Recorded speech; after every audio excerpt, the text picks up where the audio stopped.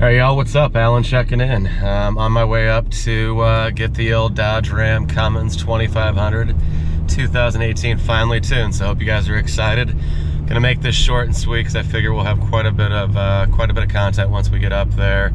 I know Chris and the guys and Tim said that I could do some recording, so like I said, heading up on the lunch break here, and can't wait, man. Really excited. It's so freaking crappy outside.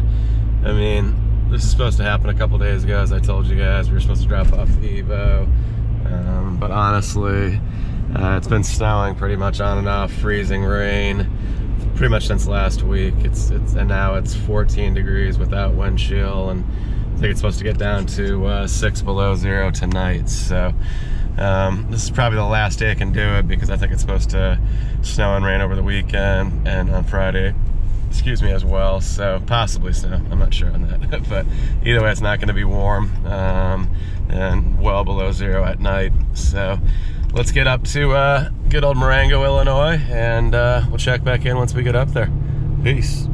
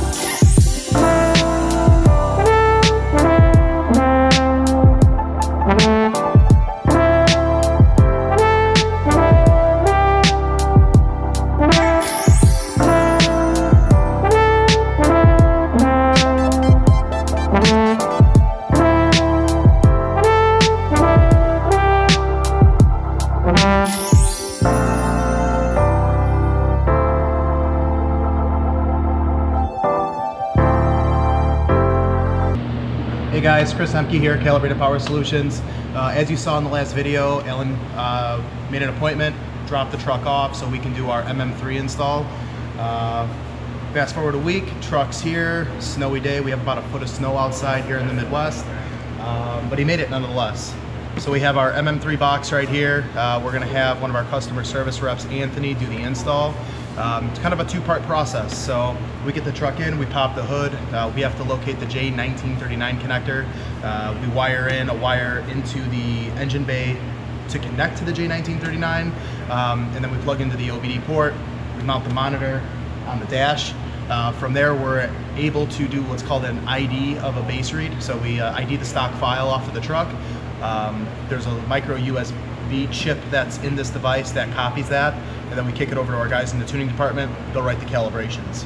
From there, we load it back onto the device, flash it into the truck, and then from there, we'll go for a drive with Alan and kind of get some real-world feedback, first experience. So.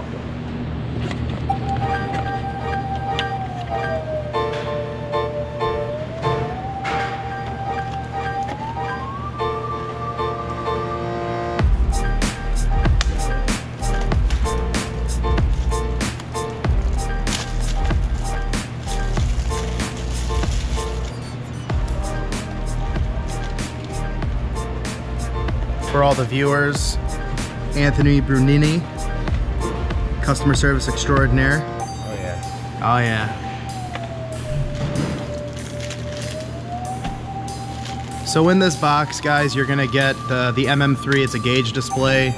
You're gonna get what's called a COM mod, which is a two-part box, and then the J1939 cable.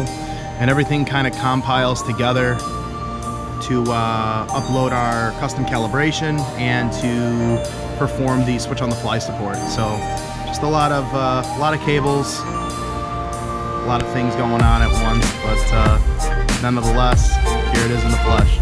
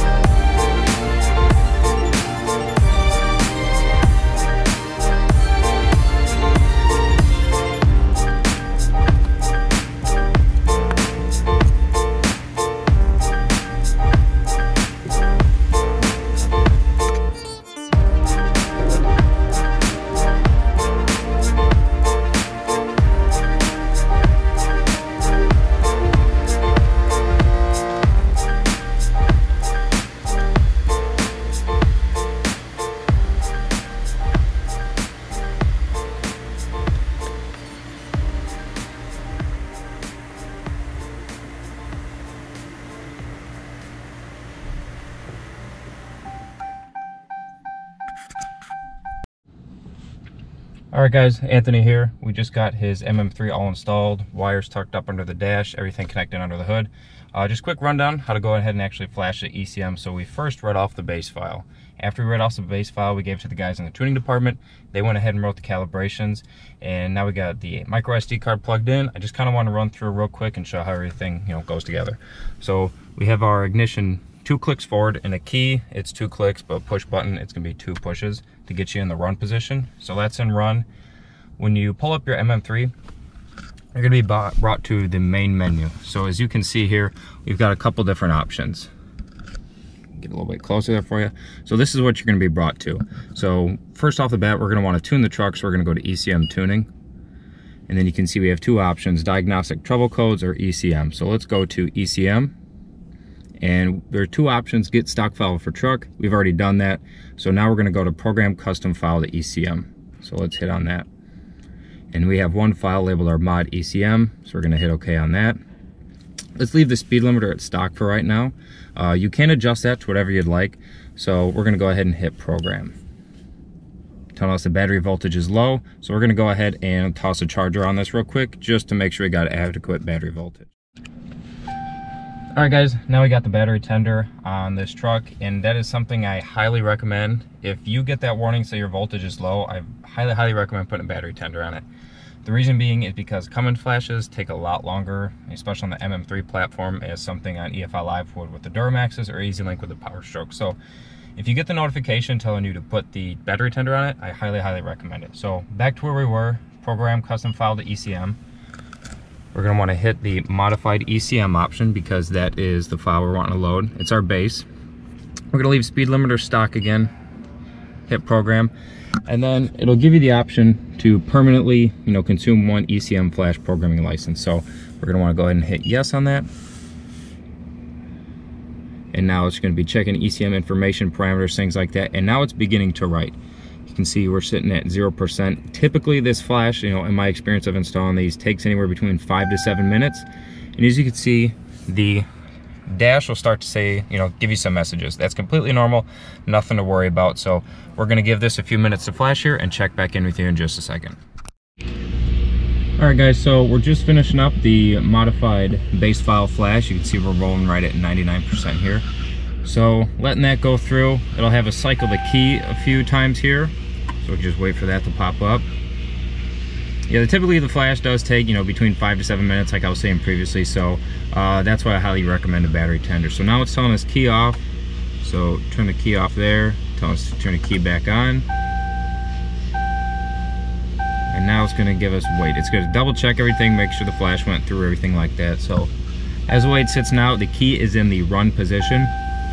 And I will show you how to do your switchable tuning here in a second. So key off again. And ECU programming is successfully completed. All right, perfect. So to switch between the files, we're gonna turn the key back 2 pushes so the key would be on. Go ahead and hit exit here.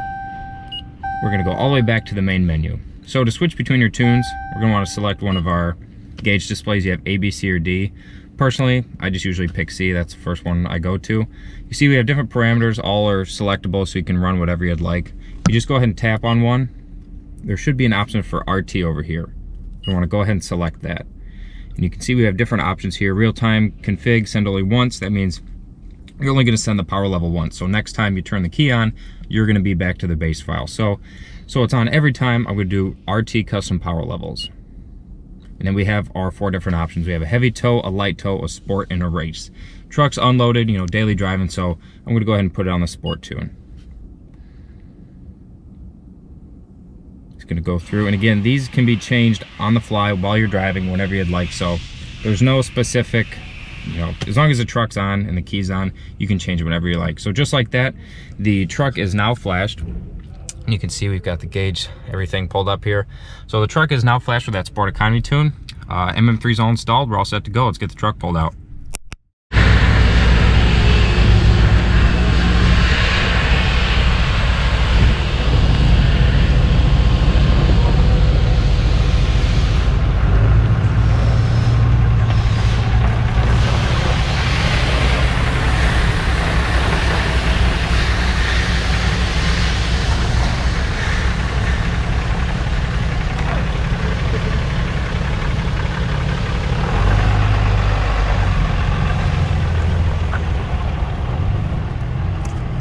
What's up, y'all? Just got done over at, I always get it backwards. Calibrated Power. Calibrated Power Solutions. I always want to do Power Calibrated Solutions, but CPS, Chicago Public Schools, that's how I remember it. There you go, CPS, there you go. So there we go. So we're back with Chris, and I do apologize for calling this guy, Nick, previously in the video. I went back and forth. I think I called him both names, but this is Chris, and Chris works for the owner, Nick, I think is what it is, right? So I got confused because Timmy just kept using both their names, and he bought Nick's truck, Chris did, so I was confused. So I apologize about that. That's Chris, and basically we just got done doing the tune. You can see the MM3 over there, so they just got done with the install, and you guys will see some coverage of that.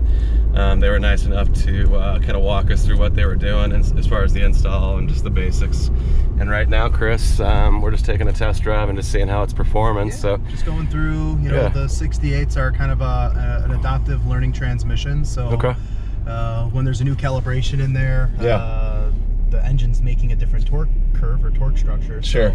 So, having the transmission identify and learn how to shift around that. There's new line pressures that are being commanded. There's different converter lockup processes and unlocks that are being commanded. So just getting the trans to kind of go through the gears a couple times. If there's any quirks, I want to experience it before you get behind the wheel. Yeah. So is there, how long is the relearn procedure? I would imagine it would continue to learn over the next couple hundred miles, I mean, right? you hook up to a trailer, you get 5,000 miles on this, and I mean, even in stock form, it's like that. So you take the truck, you hook it up to a trailer, you tow, you unhook it from the trailer. The trans is going to kind of buck and bang and it smoothens out. So it's never 100% learned. It has an idea, but so it's always learning, it sounds like. But as far as this process goes, that initial just going through the gears, it's just a couple, in and out of every gear. Cool.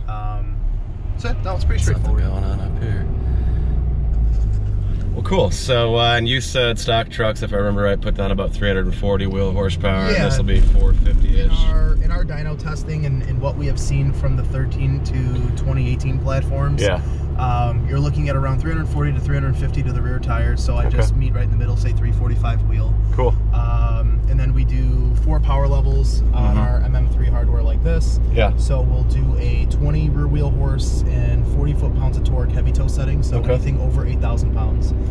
Your second setting is a light tow setting. That's 40 additional rear wheel horse and 80 foot-pounds of torque. And that's for towing anything up to 8,000 pounds. Now, a lot of guys will question, well, why is the heavy tow setting less power than the light tow setting? Because the engine has a cooling capacity. There's cooling features that these engines offer. We don't want to heat soak the engine. Right? There are times where you could probably tow at a different horsepower tune, but to the average guy that's operating the truck that might not be seasoned when it comes to towing and things like that, this is the better route to go. Tune 4 is where things start to become a little more interesting. A little more racy, I guess. Yeah, it's 80 right? additional rear wheel horsepower, 150 foot-pounds of torque to the rear tire, and that's what we call our economy tune. Which we'll dive into a little bit of the diesel dynamic here in a second. And then the race setting, 110 horse, 200 foot-pounds of torque. That brings us to that 460 wheel. Sweet. And we're playing with, just over 950 foot-pounds of torque. That's crazy. So kind of touch on, diesel engines, right? Guys buy diesel engines because of the torque output and the efficiency.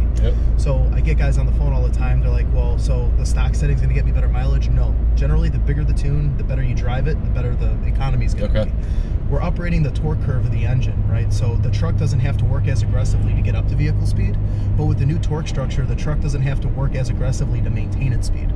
So what I always tell guys, and I'm going to tell you the same thing, run the truck a tank or two in the sport, and then run the truck a tank or two in the race. Figure out what nets you the best mileage based off of your driving style, and run it in that. My mileage is pretty shitty on this truck. You can just hit down twice on that little air. I mean, that's since I bought it. I mean, that's such bullshit mileage, right? It's the winter, so winter fuel. Oh, and I'm letting it warm up and shit. So to kind of touch on that, because I get that question a lot. I love these phone calls. Absolutely not. But the truck actually doses more fuel because it has to get to a desired operating temp. So that's where a lot of the fuel consumption is taking place. At the same time, there is a lot of blended or additives that blend into the fuel to help with anti-gelling. So that's where your fuel mileage goes down considerably. So the twin turbo truck, my personal truck. that we rode in last week. That in the summertime, mixed driving, 18 miles to the gallon, religiously. Now it's 15 and a half, 16 and a half. So you lost a little So you lose a few miles to the gallon from it. Granted, I let the truck warm up every morning. The truck is cold halfway to work. It's just, it's never ever like where your thermostat is right now, granted you just drove an hour here. Yeah, it's sat never in a there 70 for degree you, shop. probably. It's like that maybe when I get to the shop. Like it's barely getting operating time. That makes sense. But no, I mean, that's where you see a lot of that. But a truck like this, on average, from what I experienced with my black truck before the twins were ever on it, and our 16 shop truck, would be like 15, 16, like in the city, maybe 14 if like you're in like downtown city of Chicago, like a hardcore stop and go, a lot of idle time. But 15, 16 in like a, you know, like a rural, like Arlington Heights area, like where you're at. I'd say 17, 18, you know, mixed driving, you know, back rural roads with some stop and go. And I mean, 20, 21 on the highway is not completely out of the question, but that depends on vehicle speed. So what do you get? Like, I see these guys online, and maybe that's the deleted thing, but like, there's guys that make claims online like mid-20s after getting tuned. So a couple things there. You will not pick up mileage from deleting a truck. That is BS. Okay. Scrap that, throw it away. We've done testing on that, a lot of testing on that to back up that, you know, we're within 0.2 of a mile per gallon, okay? When you hear these guys online saying that they're getting all this crazy mileage, I would say that you could take one of these trucks, if you were driving 60 mile an hour down the highway, 6-gear converter locked up, sipping, you know, fuel at 1100 RPM, it's probably somewhat achievable.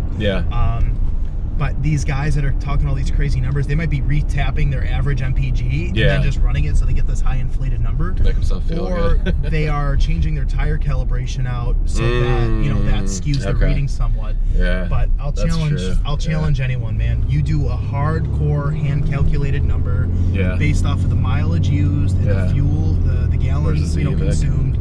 You know, this is a very, very honest statistic of what we've seen now. Makes sense, because I think I got like when we were on I-70 in Flat, Iowa and Colorado, when we took it out to Colorado this winter, I think I was seeing 22 on the highway. Depending on speed, you know, it's definitely achievable. But I mean, if you're looking for like that hardcore fuel economy, you know, you're talking a 2-wheel drive, older mechanical injected truck. You know, I had an old 89, or it was actually a 90 first gen. 22, 23 hand calculated any day of the week. My 01, when I had that originally was a 5-speed manual truck. That truck, you know, 23, 24, like in mixed driving. You know, but these were 2-wheel drive, regular cab, crank window, bare bones trucks. Not an 8,500 pound fully loaded with every option truck. Crew cab, 4-wheel drive. And that's the thing that I think a lot of guys, they keep forgetting about is, you know, these trucks weigh north of 8,000 pounds. They're box frames from the factory. They have more electronics in this than you know what to do with. So, I mean, there's some density here that people forget about. Well, cool. So, I'm curious, Chris, what would you recommend for a guy like me? And keep in mind, Sam, this is our everyday car or whatever, so she drives it a little bit. Like, what would you recommend, which tune we would, you know, run on a daily basis? You know, I mean, I want a little oomph, you know. I mean, number 4, like I said, number 4 is going to give you a really nice crossover of delivery and torque. Cool. With the tunes, you know, if anyone that looks up the company, anyone that looks us up or gives us a call at the shop, we're always talking about drivability. And it's a very loose term, I think, that's used in the market or in this industry. To me, what is drivability? Drivability is something where we're able to improve on what the factory offered. So the throttle response, like we discussed in the prior video, or improved shift quality in the converter lockup process.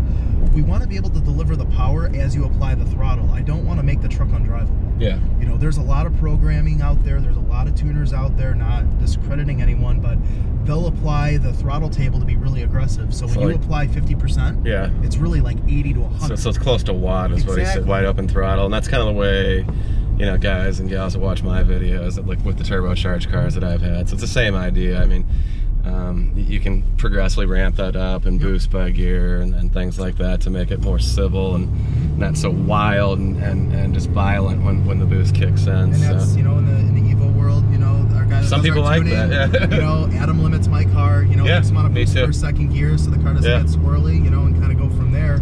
But it's putting the power down to the ground, spinning 8 wins. So. And the same terminology is working for these. It's just different components, so different, you know, different terms essentially. Sweet. So again, the drivability. You know, we have a 1,000 horsepower Suburban that sits at the shop with I saw the pictures. LBC Duramax. Yeah, looks pretty sweet. 2 years ago, me and my wife, we took a trip up to Wisconsin Dells, so about 2.5 hours from here. She drove the 1,000 horsepower Suburban there, like it was nothing. But again, the proper components in the tuning, that plays hand in hand. Huge role. Another 1,000 horse truck that I had, I could barely drive it, for crying out loud. It's terrible. So, you know, as far as the developing of the parts and the technology, it's come a long way. This thing, honestly, I can't even, as he casually drives it, it drives exactly the same as it did stock. So. Smoother shift quality, you know, just a more firm shift. You can tell when the converter locks up, it just wants to go. The last revision, the last kind of updated transcals that we were able to come to the table with about a few months back is just milestones over anything that we've ever seen on the 68s prior. The 68 RFE transmissions they don't necessarily have the best name or the rap in the industry. They catch a lot of crap. And honestly, they're not a bad trans. Would I put 1,000 horsepower through them? Absolutely not. But you know, the twin turbo truck makes, you know, almost 700, and the trans is holding up just fine. Just fine. So, you know, I was reading articles while we were waiting to get this thing tuned and get it all set up, like in one of your guys' tuner magazines or whatever. But there's guys out there apparently that are dragging these transmissions, like super built ones, obviously. Yeah, RevMax, you know, the company that that built my trans, you know, they have a shop truck that makes like 1,300 wheel.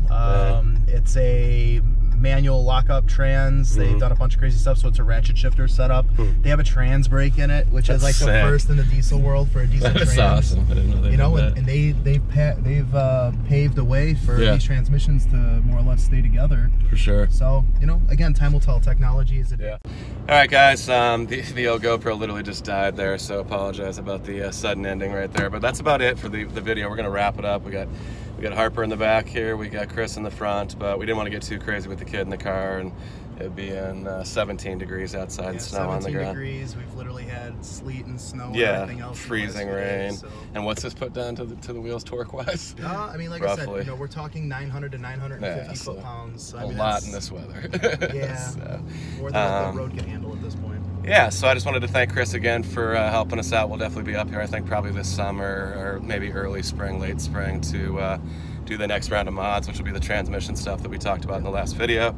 If you guys haven't seen that, I'll link it right here. And once again, where are you guys located? I know you're moving, so I don't know if you want to share it with everybody. So right now we're located in Marengo, Illinois. Okay. The next 2 months, we're upgrading shops. Sweet, bigger for our shop, manufacturing obviously. side. Yep. So that will be in Woodstock, Illinois. Okay, cool. So about 10 minutes from where we're at now, so not too crazy far. Okay, cool. And what is the best way to get a hold of you? Obviously, you don't want a bunch of just, you know, random calls and stuff like that. I ask anyone that wants to email me or call. Okay, cool. I do the podcast stuff for our company and stuff like that. If you're going to call or shoot me an email, just say, hey, I saw you here, and that's how I got your contact info. But you could reach me by number, 815-568-7920. Cool. Extension 2121. Deal. Or my email, which is C as in Chris, and then my last name, Emke, so that's CEHMKE. Okay. I'll put that on the screen for everybody. At DuramaxTuner.com. So. Okay, so DuramaxTuner.com. Yep. All right, sweet. So, yeah, and then once again, I'll put the website and all their social media stuff in the description for this video, but they have their own YouTube channel that's bigger than mine, etc. So, once again, appreciate it. I'm going to go ahead and pay this guy up and get back home before my lunch break's over. So, cool. Peace, and thanks, guys. Peace. All right.